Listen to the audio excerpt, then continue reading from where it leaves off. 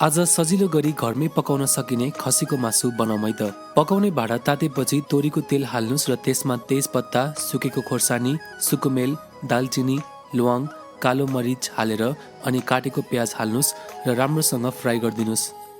अब खसीको मासु हाल्नुस् र मिडियम हिटमा मजाले चलाउँदै छोप्दै 15 मिनटसम्म पकाइदिनुस्।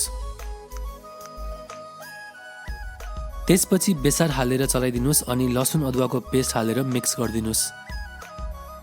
अब धनिया पाउडर, खोर्सानीको धुलो, गरम मसला र जिराको धुलो हालेर राम्रोसँग मिक्स गरिदिनुस्। चाहिने जति नुन पनि हाल्नुस् र सँगसँगै काटेको गोलभेडा पनि हालिदिनुस्, विच इज अप्सनल।